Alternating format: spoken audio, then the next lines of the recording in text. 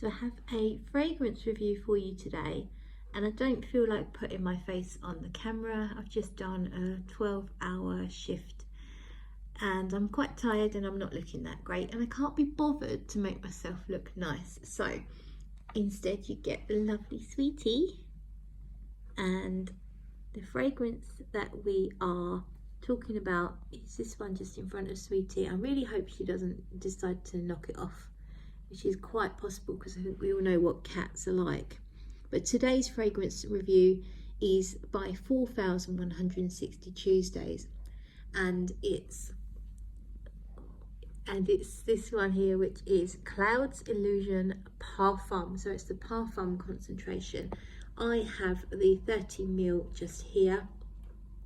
There are a few different versions. So there is this version, Cloud's Illusion. Cloud's Illusion has the more expensive ingredients are actually made with synthetics. So the orris, the narcissus, the vanilla. Oh shit. We are saved, Sweetie. So let's pop this here. Okay, she's gone. So I'm gonna pop this under the light then, and here we go. So the more expensive ingredients, if they were natural, they would be super expensive. So orris, vanilla, narcissus, very, very expensive materials. So in this one, the Illusion, those materials are synthetics, and that means that the fragrance is much more affordable.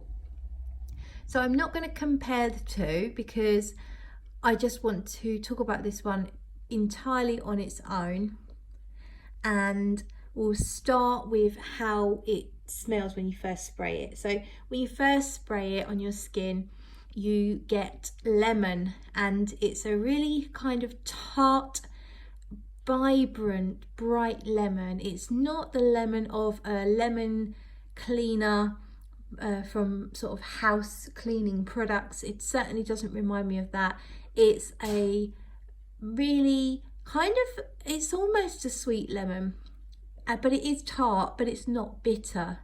And you notice very quickly that this lemon isn't on its own. It's kind of sitting on how I envisage a big, fluffy, light grey, stormy cloud of iris and sort of mineral and powdery fluff ball of iris that's not really got too much sweetness in it to start with. It's more kind of moody. It's a bit moody, and there's almost a metallic edge to it without it actually being metallic. It's just this vague hint of metal, almost like when lightning strikes, that kind of metallic smell that you can get, but it's very subtle, and the lemon is the most noticeable, most dominant player when you first spray it. The fragrance changes gently on your skin. It's not a roller coaster ride here. It's just a gentle journey from start to finish. I feel like you smell most of the notes throughout the wearing. You start to lose the lemon somewhat, but the lemon's always there, but the lemon just slowly takes a back seat and allows the other ingredients to step forward. And what I really love is as things start to move, you do notice how the fragrance deepens, and it kind of just starts to get a bit sweeter, and the sweetness is in no way from the lemon. It seems to come from kind of a resinous and powdery place. It gets more powdery the longer you wear it. The further into the dry down you get, the more powdery it gets, and it feels like resins have all been powdered up, all crushed up into a fine powder. That's how it feels to me. The vanilla in here doesn't show its face that early on, and I wouldn't call this a vanilla heavy or vanilla dominant fragrance at all.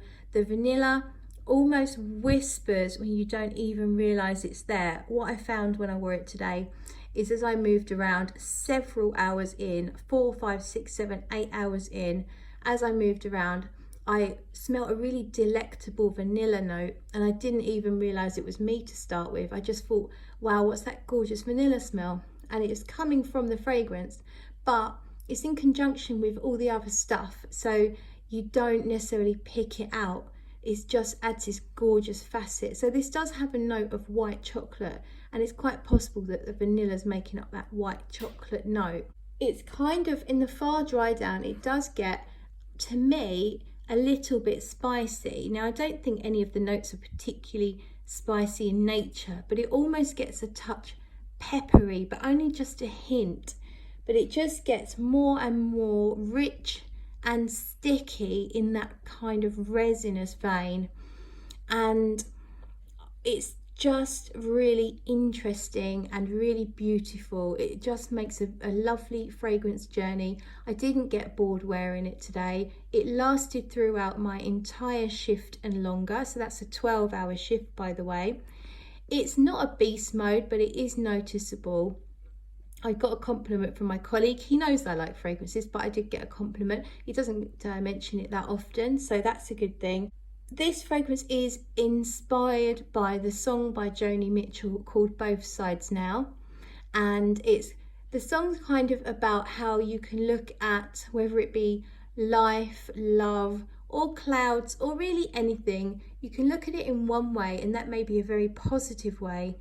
But then you can also have the pain of that thing, whether it be love, for example, and how suddenly you see it from an entirely different angle if you experience the negatives and the pain. But then at the end of it all, do you really know that thing one way or the other, whether you're looking at it very, very positively or negatively?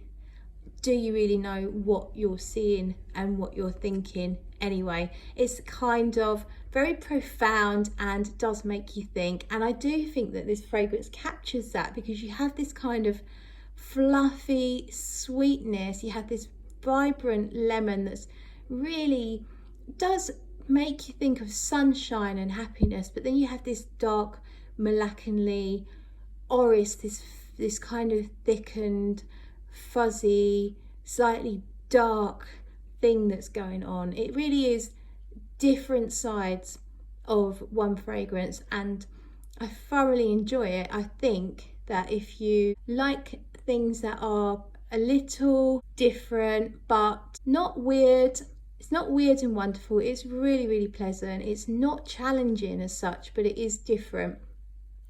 And if you want something a little thought-provoking with a happy and a sad side, then you should definitely check out Cloud's Illusion.